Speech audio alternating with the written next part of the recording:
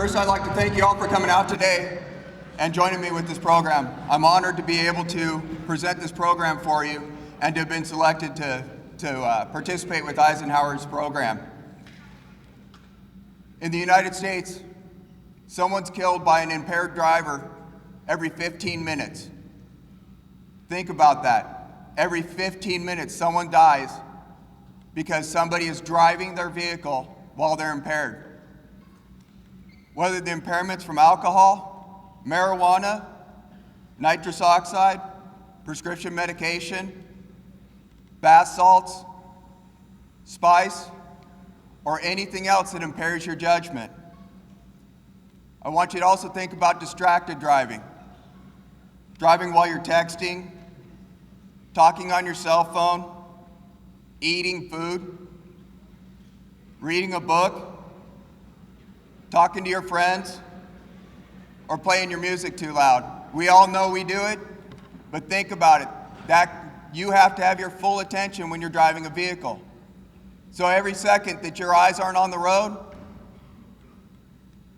you're that much closer to hitting somebody. Another thing that we don't talk about too much, but I want you guys to think about it. You're getting ready to go to college. You're going to be up late studying, and fatigue driving. I don't know if you guys have ever heard, but when you've been up for 24 hours, you're at the same level as somebody who's 0.10, driving under the influence of 0.10 of alcohol. Does anybody in here know what the legal limit is for someone your age in the United States?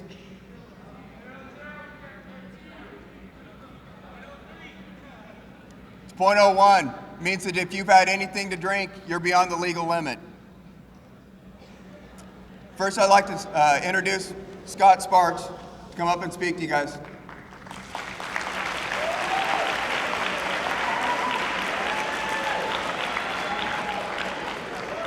Good morning, guys. As you know, I'm at the end behind a podium, ready to closer to you. You know, as I was sitting here thinking about what I was going to talk about, the one thing that, two things came to mind. First of all, I have a brother and a sister who both died in auto accidents. One, and he talked about loud music. He died because his music was so loud that he couldn't hear the sirens of a fire engine coming from the opposite direction. And he was hit and killed automatically. My kids, I have 5 kids, only one was born at the time, so my other 4 have never known their own. My other sister, who was involved in a lot of narcotics, was killed in an auto accident because she was hit by a car as well. And lastly, my other brother, I only have 2 brothers and a sister. He, about 22 years old, driving home, had issues. Driving home, late night, closed the bar. You know when the bars close, it's like 2. He's coming home, foothill, falls asleep, hits a motorcycle, and kills the guy. And so he goes to jail for 7-8 years, and then he's in and out because he's on parole. And to be honest with you, he's 50 years old, and his life still's not straight because he has issues that he killed somebody. And then as I thought about this, I thought, next Saturday, when we're coming home from prom, do I have to hear that from one of my students? And how will it not just affect me, but everybody around us? From your teachers, to your parents, to your classmates.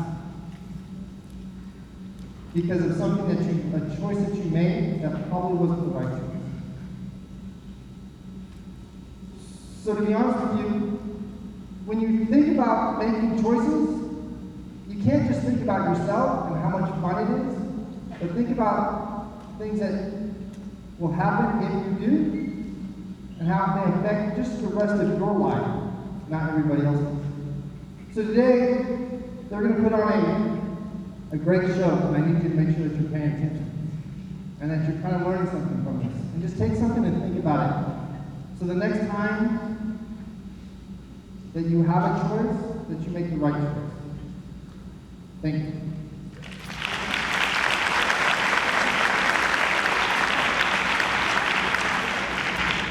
How's everybody doing?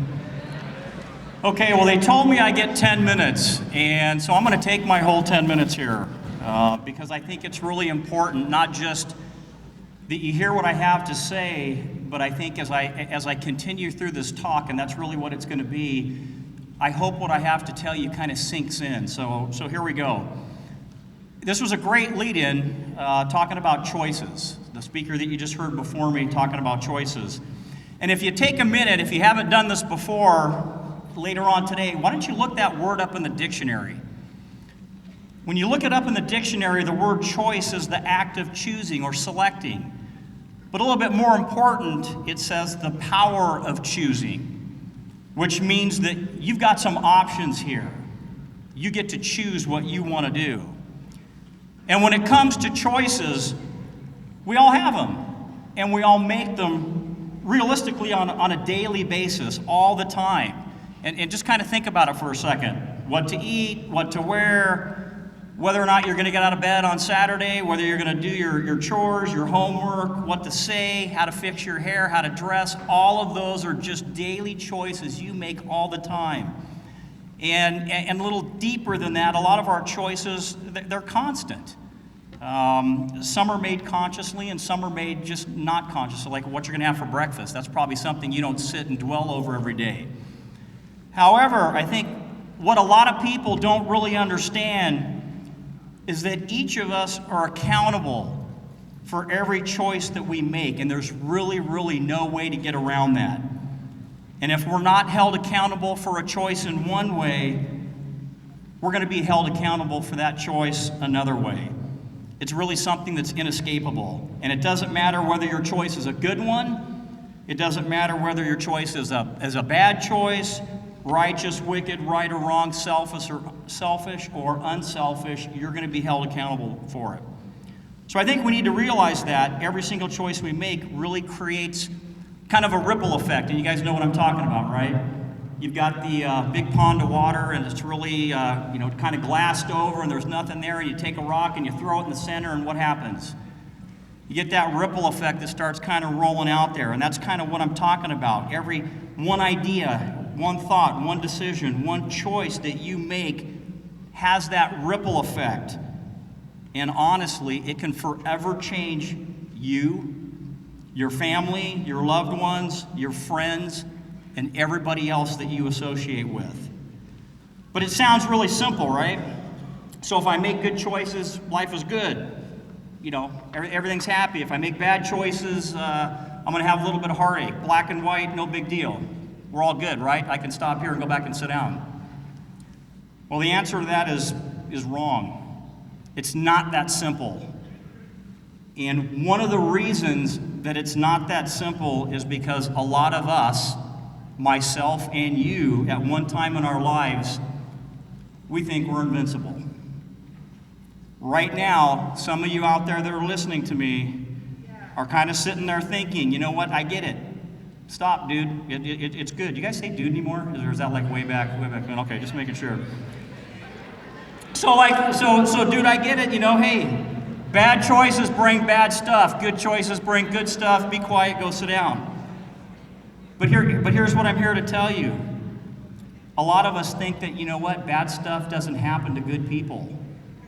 And a lot of us have the attitude, hey, bad things only happen to those people that we read about in the newspaper or we watch on the news.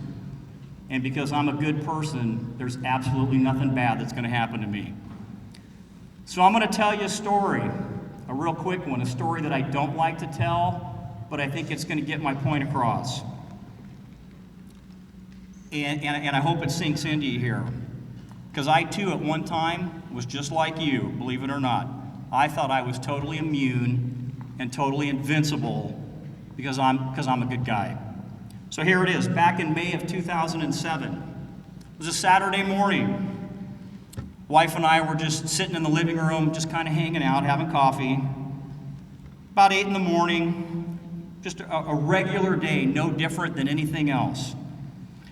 And if you've ever been in my house, and I'm assuming most of you have not, hopefully, or I would have known that by now, in my living room is a huge huge glass window. It's a really large plate glass window, and it's so big that if you sit in the living room, you can pretty much look out and you can see the sidewalk in front of the house, you can see pretty much the whole front yard, and the walkway, of course, coming up to the house.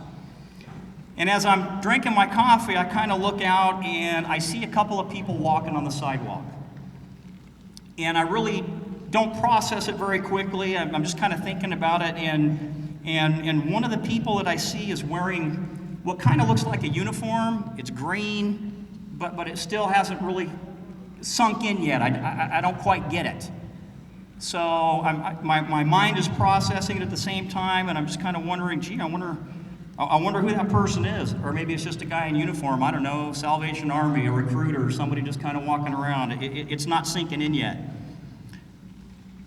So as I continued to kind of start to think about it, I kind of remembered about a week prior to that, I was talking to my son.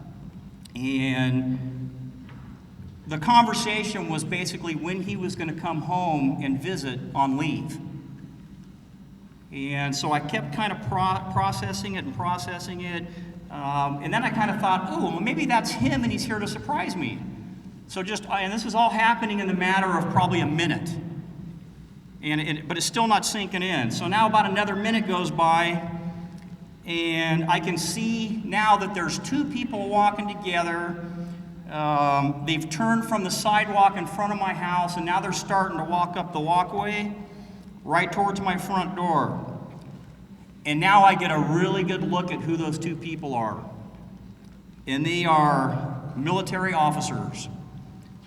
And they are dressed in full military regalia. They look sharp. They got hats. They've got medals.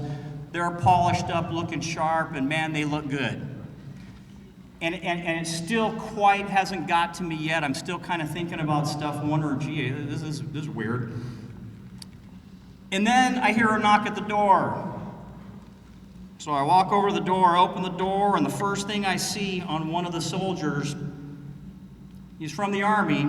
You can pretty much tell that. He's got his name tag on, and right above his name, on his name tag, it says chaplain.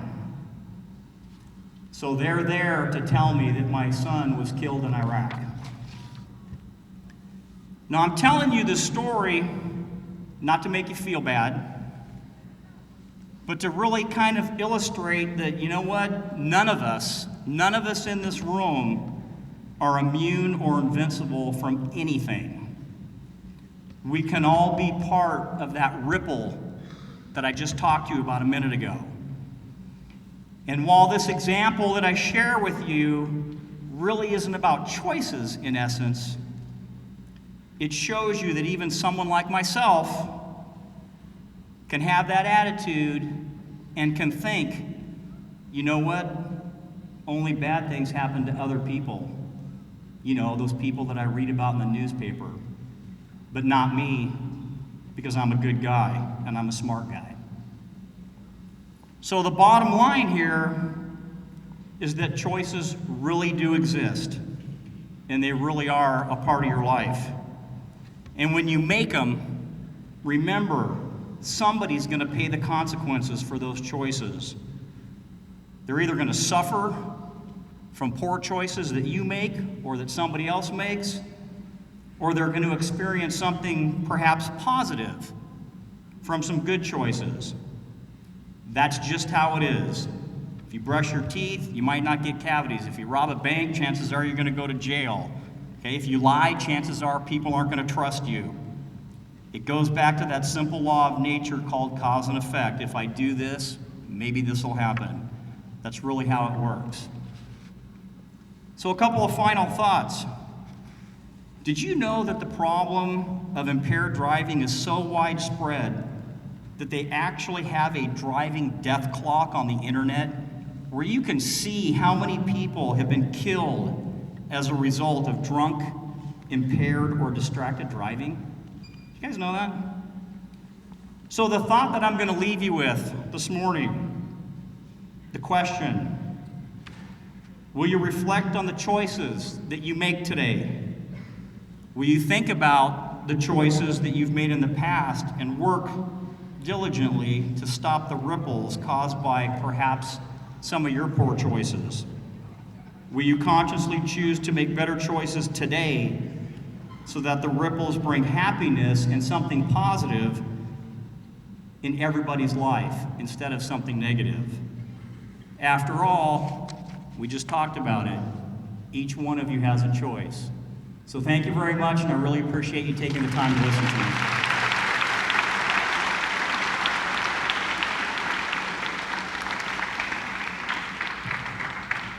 Good morning. So on behalf of the fire department, I just want to take a second to thank the school board, the faculty, but most of all, I want to thank you students for coming out here and letting us be a part of your program, because that's what this is. This program's here for you. We do this every year. I was talking to someone who said this is his 35th year of doing this type of program, and it's really important. We're proud to be a part of it. So as a father and as a firefighter, I have a daughter. She's 17. She's getting ready for prom, and I'll just speak to her, to you folks, like I speak to her. You know, we tell her, make good choices, as Chief Farrar said, but most importantly, what we tell her is we say, have fun. Go out, go to prom, go out on Saturday night, go to these dances and have a good time, but have a plan. Have a plan of where you're gonna go. Have a plan for when someone does, for when your driver is impaired. Have a plan to call your folks. We tell our daughter, call us. If it's 2 o'clock, if it's midnight, call us. We'll come get you. The last thing as a parent we want to hear is a phone call in the middle of the night or a knock on the door like Chief Farrar spoke to. So we want you to have fun as parents. We want you to have a good time, but we want you to have a plan. Another thing we tell our daughter is we tell her we want her to make mistakes.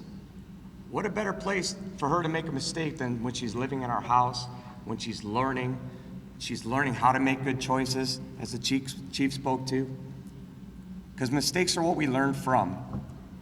Unfortunately, when it comes to drinking and driving and alcohol, sometimes we can't learn from those mistakes. We can't put that one back in the bottle. When it comes to alcohol in the car, those are mistakes that, unfortunately, we have to learn from other people. We can't take back. And we go from the car to here and impact a lot of people's lives by making the poor decisions and by not having a plan.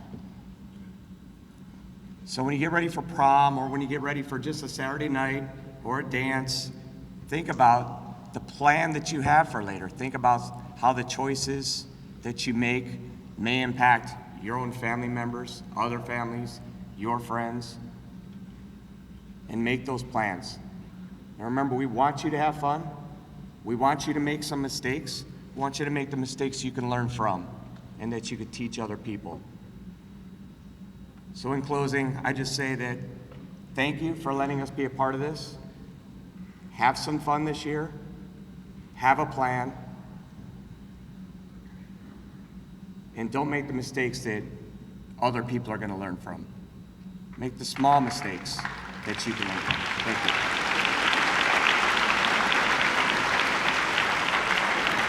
Hey, hi guys. My name's Steve, and Wednesday you actually got a cap down for me. My goal is to make sure that you actually live to be able to wear it. You think it's funny? Yeah, it's an interesting concept. Let me tell you a story about what happened in life. I want you to go back just a few years ago to a Super Bowl Sunday. I came home, we had had a party at a non-alcoholic, actually youth Super Bowl party. My family was all there. My wife and my 12-year-old daughter and her best friend, Christina, left the party early to visit another party. When it was over, they were going to come over to our house and have a, you know what 12-year-old girls do, the sleepovers before school, you know, the next day, and they get excited to bring their bags and do a big thing. Well, I left the party, cleaned up everything, and I'm driving home. And as I turn down the street, turning into my track, I see police officers, ambulances, fire trucks, and I see cars, and you know, you drive by those things. And you don't notice what's going on, you just see it.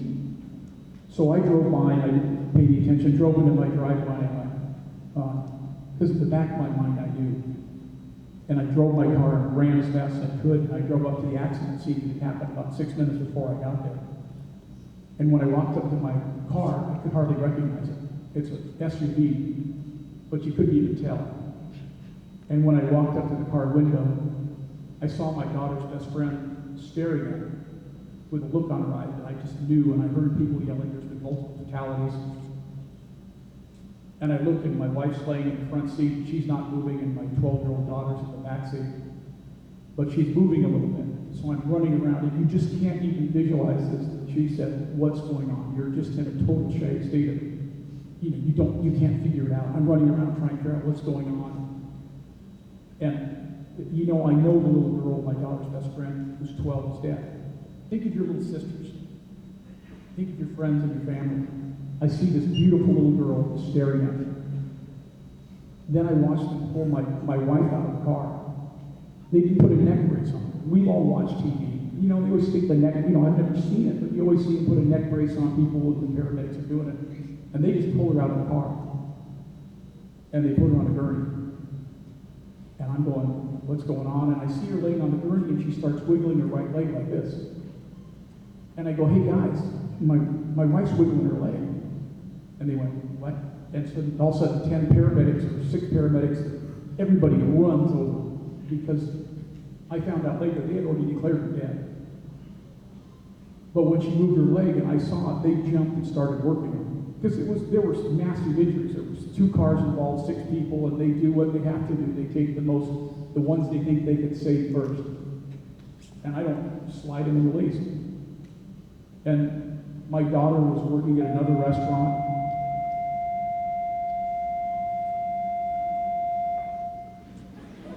Nice place. And I called her quickly to come over, and my neighbors were trying to hold me back about what's going on. And they put my wife on the gurney, put her in the car, and all these guys worked on her, and they took her to a trauma center. My other daughter, they neck braced her, put her in another car, but they took her to a different trauma center. My 12-year-old daughter's going to one trauma center, and my wife's going to another, so I can't be with both of them at the same time. My friends and family came, and you really find out if you have friends and family because they all are showing up all over the place trying to help out and see what they could do. So I got to the trauma center, and they're putting my wife's stuff in a little bag with red stripes on it, which means that they don't think she's going to make it. And they came up to me and said, sir, here's the deal. Her blood oxygen is 8. It's supposed to be 100. She had almost no blood oxygen. They said, we don't know if she's going to make it. And grief counselors, everybody sitting there. And I don't know what's going on with my 12-year-old daughter, and I know my daughter's best friend is dead. And I'm sitting there, and they come in, and they go, well, about an hour later, they go, she's gone through 60 pints of blood. Her liver's under her rib cage, her diaphragm sheared in half, her lungs are punctured, her brain's bruised, her heart's bruised. We can't stop the bleeding. But we're doing a test with the Israeli army, if you can believe it. It's a thing called factor H or 8. It's for hemophiliac, people who can't clot, their blood doesn't clot, with blunt force trauma, which is what my wife had. They said, we'd like to test it on her. One of the first, will you sign the release? I said, well, why am I signing a release? Because it will probably kill her. I said, well, what's my choice? If you don't sign it, she'll be dead. Never have to make that choice where you have to sign a decision that will either kill your wife or probably kill your wife. So I signed it. And they said it's going to be a couple hours before anything happens. So my friends drove me to the other trauma center where my daughter, they think that she has a C1 fracture. If you saw, you ever remember a guy named Christopher Reeves in Superman where he was paralyzed? They thought she had a C1. Her arm had been ripped out of her shoulder. Her hips and her pelvis were broken.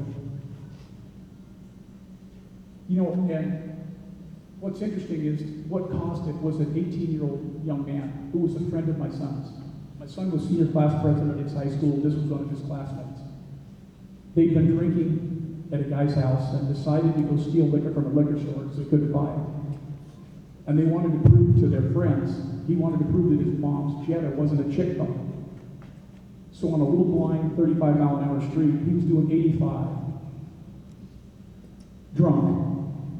He flew around the corner, dropped his CDs on the floor, reached down to pick him up, looked up as he broadsided the car at 85 miles an hour and threw our SUV 45 feet in the air. So, we don't know if my daughter's paralyzed, we don't know what's going on. We get back, I get back to the other hospital, and they said, she's alive, but we can't close her up. We're gonna leave her, she was cut from here to here. And they left her wide open for 3 days, stuffed with gauze, because they had to put her back together like Humpty Dumpty. They put screens in her veins. She was in and out of hospitals for 7 months, but I'm incredibly blessed that she's, all back there. It was unbelievable. But now the worst part.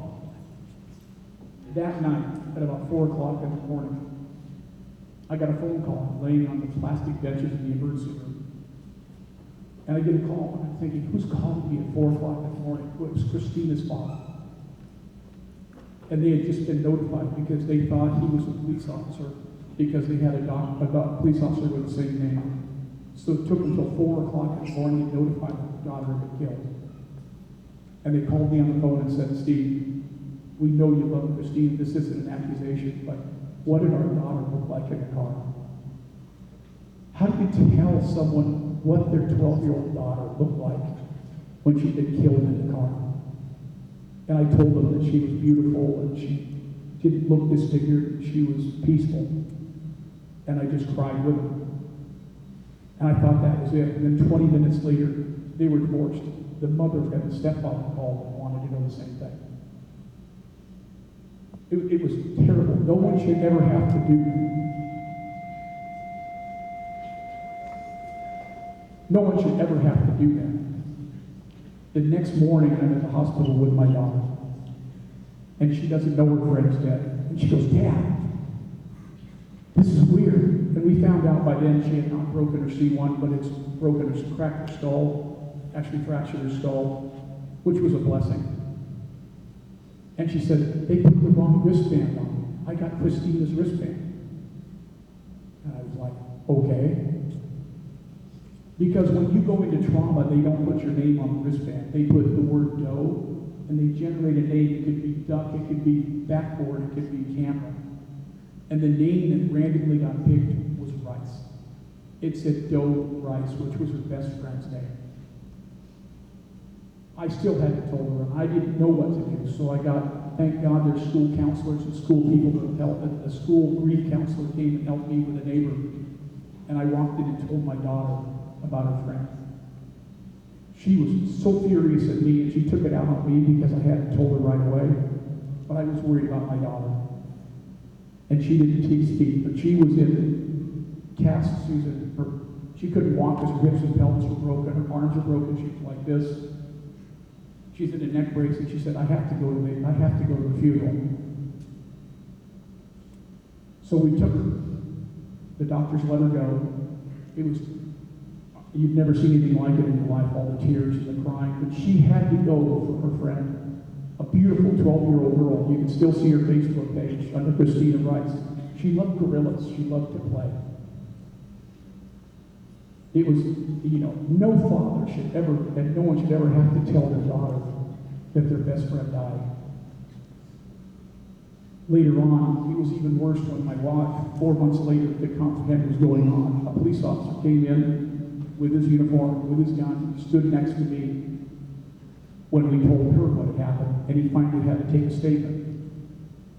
And she knew nothing. She couldn't remember anything from way before. But he had to do it, and I had to be there when it happened. You shouldn't have to do that. Then from there, this is kind of strange, but maybe you'll appreciate it, but after everybody had gone home, if you've ever been in a funeral or a situation, everybody you know comes and brings food. Everybody brings food, and they stand around and we're here to help you. And then there's that moment when they're all gone. And they all leave, and it's just you. And it's me and my daughter. And she starts bursting into tears. And you don't know what it's like for a father when your 12-year-old daughter's crying and can't stop. And I said, Megan, what's wrong? She goes, Dad, you don't understand. I said, yeah, I do. No, you don't. I said, what is it? She goes, I have to go to the bathroom. And she can't move her arms or her legs. I said, we'll get you through this. I'll get you in there, we'll get this done. She goes, that's not it either. I said, what? She's 12. It's my period. I was like, oh my God.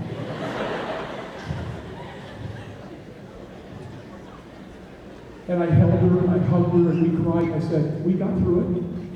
I hope I never ever do. God never do that again. And I said, Megan, if we can do this, we can do anything. And we are the two closest human beings you've ever met in your lives. She's a beautiful young girl, and I'm blessed because my daughter, my wife, survived. No thanks to a drunk driver. The trial comes.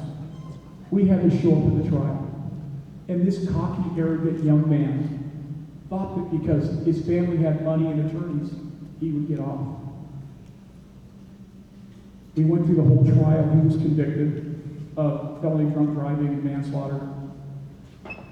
The judge took him and they asked this less than brave young man who was supposed to be the great pillar of the community, he had a statement. He refused to give a statement. His father gave it for him. And the judge looked at him and said, young man, you've obviously been raised by a great family, but you really screwed up. Sentenced him to 5 years in prison in front of his mother and the whole community. And their whole family was there to support him because he was a good boy. Took him over into a cage, took his shoes off, took his belt off, took everything out of his pockets, shackled his legs, shackled his arms, chained him in front of his mother and his family. Not only was, and Christina Rice's father gave the most impassioned plea about what had happened to their family. But for 5 years, the guy was in state penitentiary for one stupid night of proving his mom's car was not a chick car.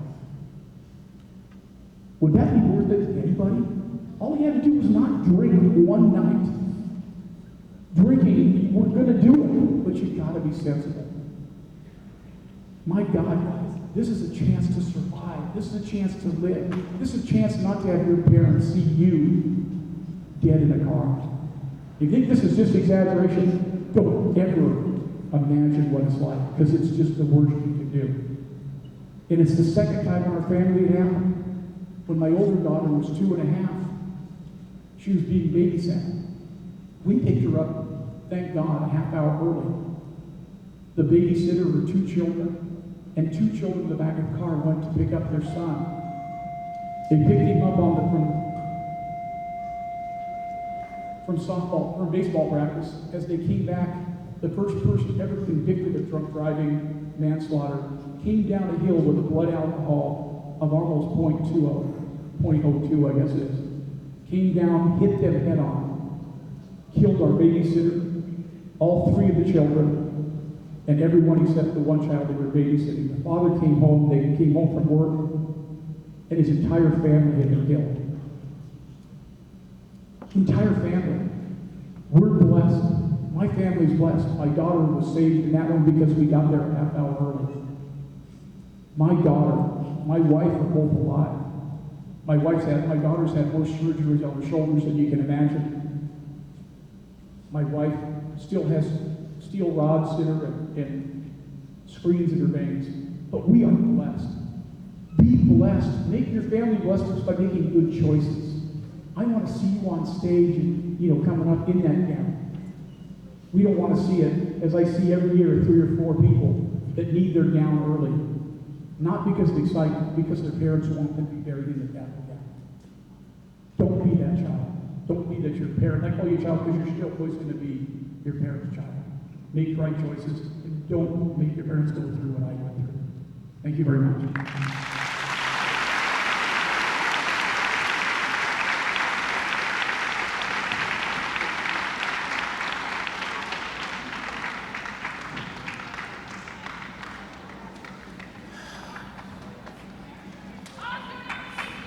Good morning, students of Eisenhower High School.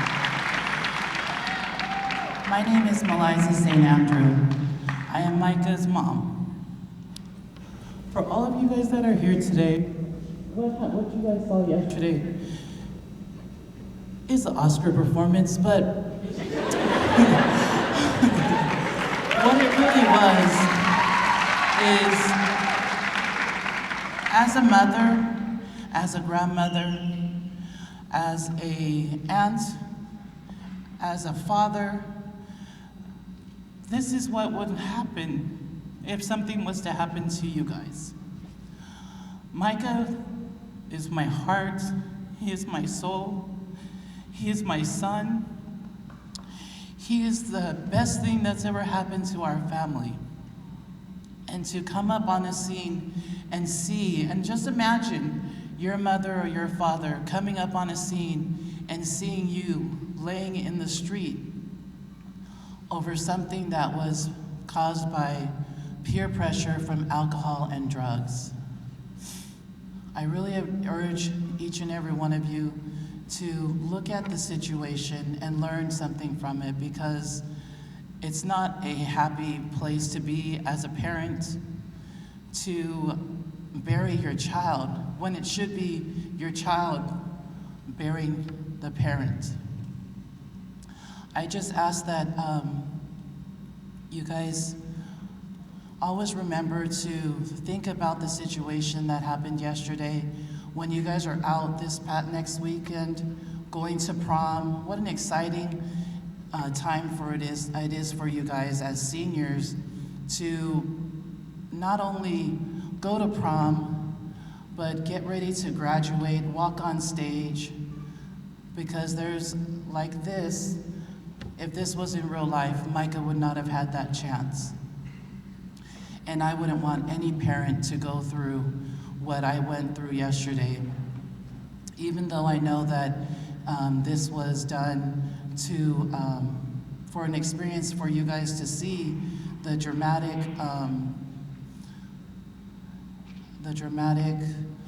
outcome. It just isn't something that you want anybody to go through, even as the police officer was saying, and also the fire department was saying, and with the father that was just here sharing the news with you guys regarding his family. It's not anything to be happy about. It's not anything to celebrate. But I know that if this was an actual true thing, that Micah has touched a lot of our lives, and he touched my heart and my soul, and I just wouldn't want anybody to go through what I went through yesterday. So take that with you, and remember to say no to drugs. Be positive, be happy. The best high you can have is a natural high of life, and just thanking God every day that He gives you that life and that you can breathe every single day. So I thank you guys for listening to me, and I appreciate everything that you guys, the attention you have given to me. Thank you.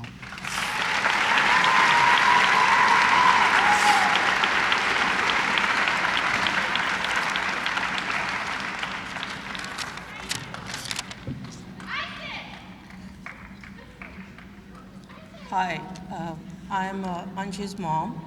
My name is Shilpa Bhagat.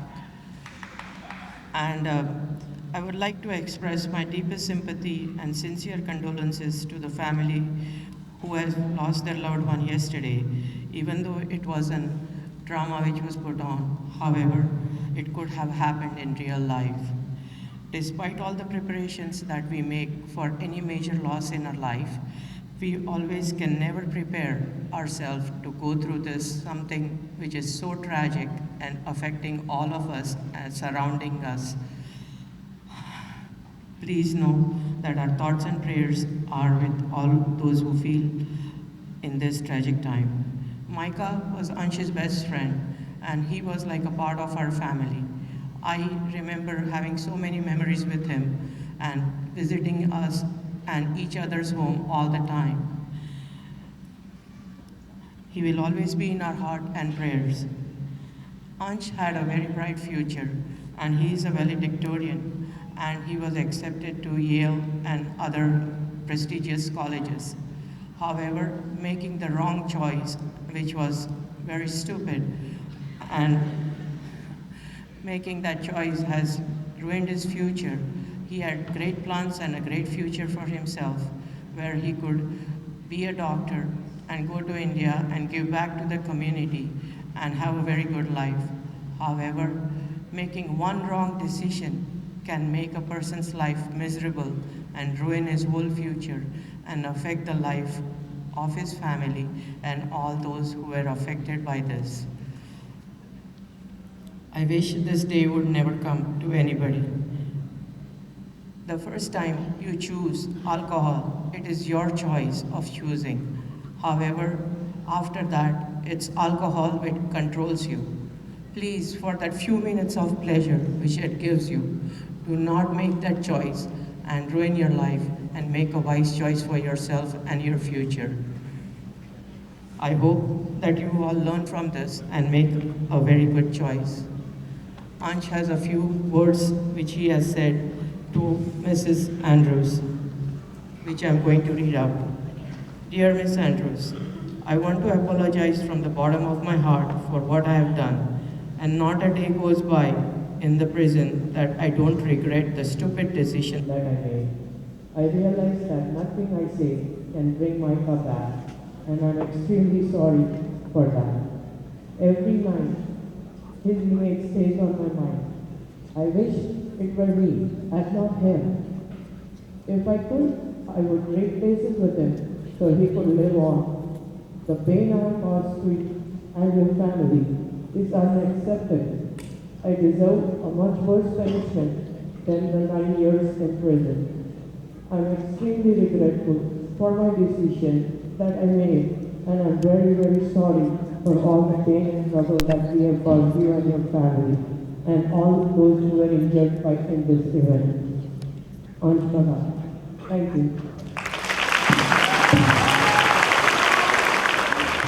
This is for my people who just lost somebody. Your best friend, your baby, your man or your lady. Put your hands to the sky. You will never say bye. I'm always trying to teach you about the things you taught. This is for my people who lost their baby. Put your hands to the sky. You will never say bye. I never knew I could hurt like this, and every day life goes on, I don't want to talk you right. Bless my heart, try not to cry as time goes by. I know that you reached a better place, till I give the world to see your face. I'll be right here next to you. The hardest thing to do is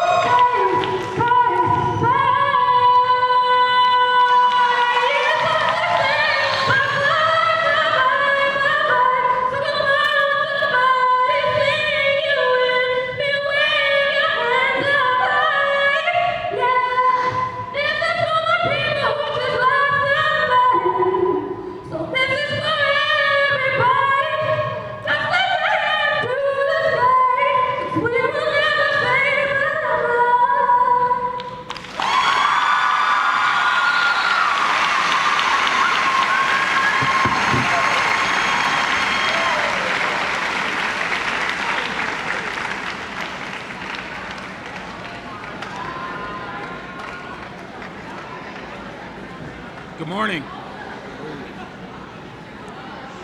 Good morning. Good morning. Well, we're about to close this thing up, but I thought it'd be important to thank the people that are involved in this thing. As I walked in the gym here today, I haven't been in this gym in quite a number of years, but I noticed Eisenhower is really doing it. Look at all these championships up on the wall here.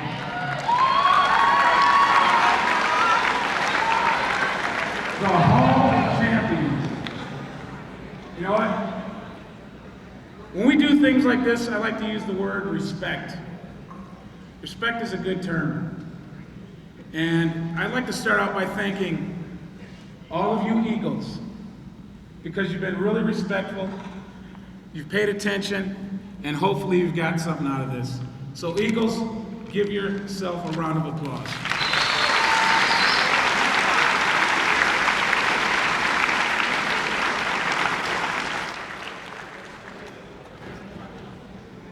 I'd like to thank Principal Sparks for having us out.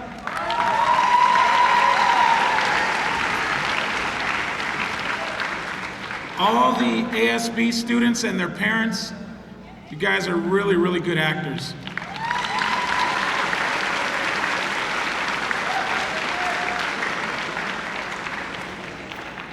The fire department for all the help that they did in participating in this event.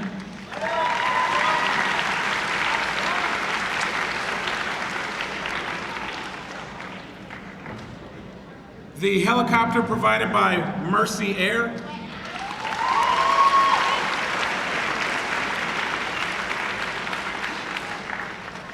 Arrowhead Regional Medical Center.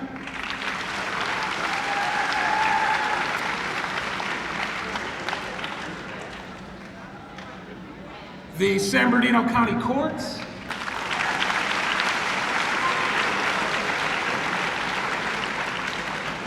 The Coroner's Office.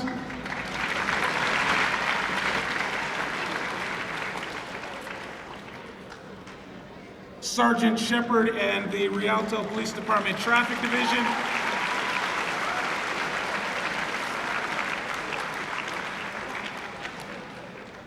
What an amazing, amazing video we just seen. I would like to thank Gabe from the Rialto Network for putting that together. What an amazing job he did.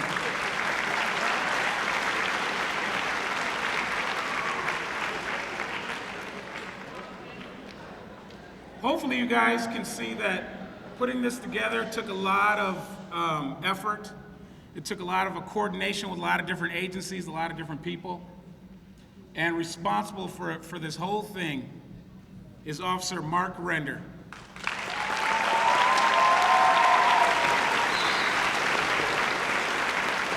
Outstanding job.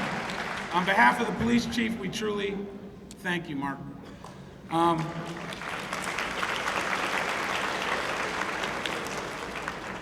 Okay, I'll wrap this thing up because I know you got to get back to class. You got algebra.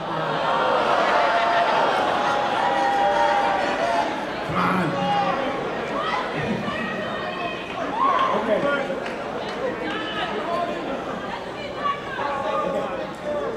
All right, we'll talk for the rest of the day. No.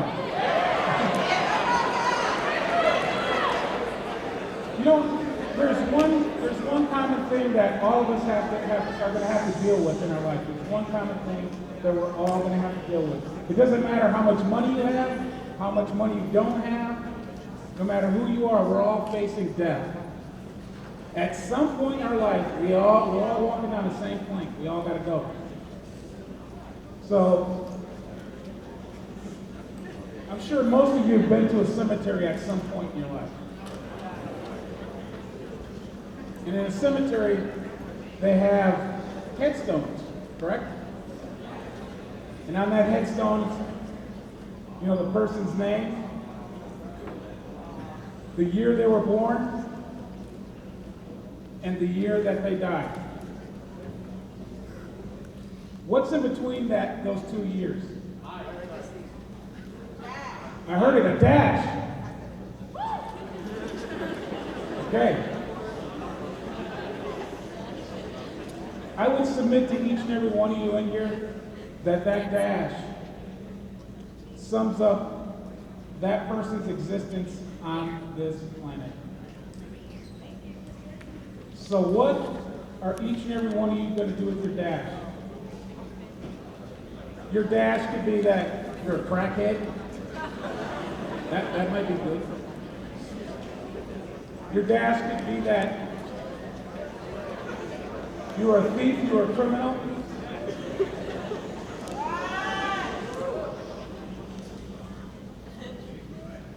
You drove drunk and you crashed into somebody and killed them. But as I look up here, you guys are champions, so obviously, you guys can do the right thing. You're gonna graduate high school. Many of you are gonna go on to college.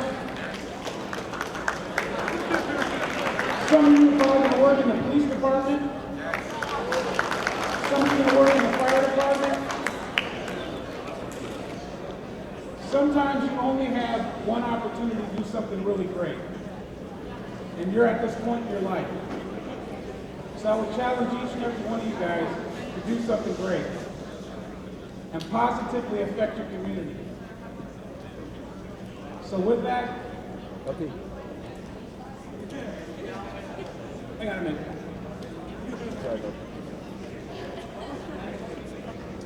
I forgot something very, very important. Dee Dee, where are you? From Green Acres Mortuary. Thank you so much.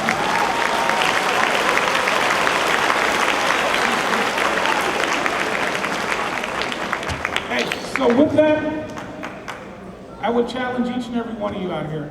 Start working on your dash. Do something productive with your life. Graduate high school. Continue on to college. Hopefully, some of you guys out there will be working with me and the chief here in the police department at some point, or you might want to go over to the fire department. They get paid a little better. But anyway, thank you so much for being respectful, and hopefully you got something out of this. Thank you so much.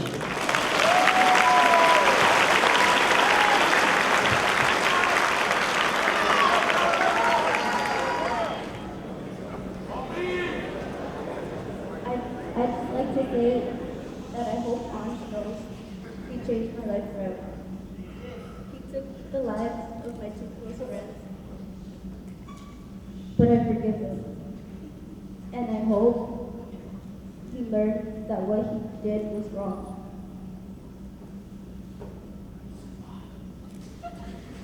This changed my whole perspective on life.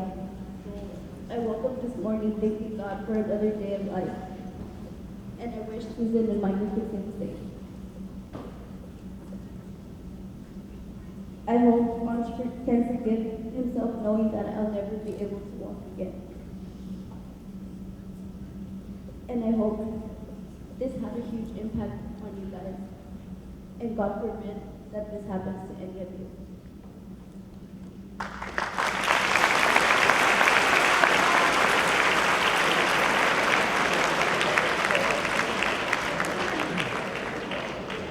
Again, thank you all for being respectful and to listen to what we had to say. I'd like to call up each and every one of the students to help me out with this. Come on, guys. Come on up. Ansh, Micah, come on up, guys.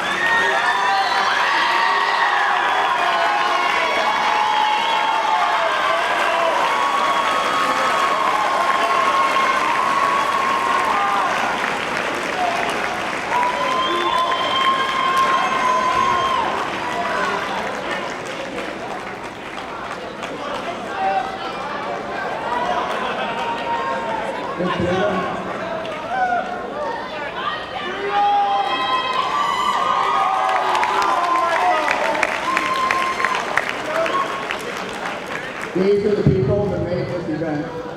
Thank you all very much for coming out. Thank you.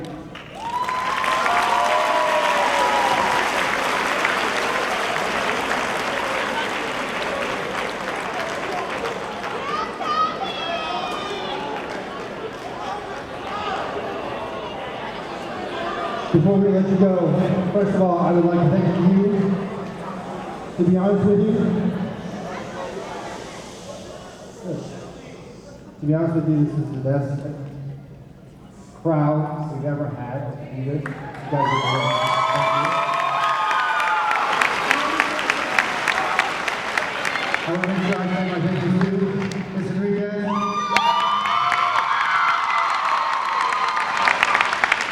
I can go straight down the line with the whole cast of thanks. Great job.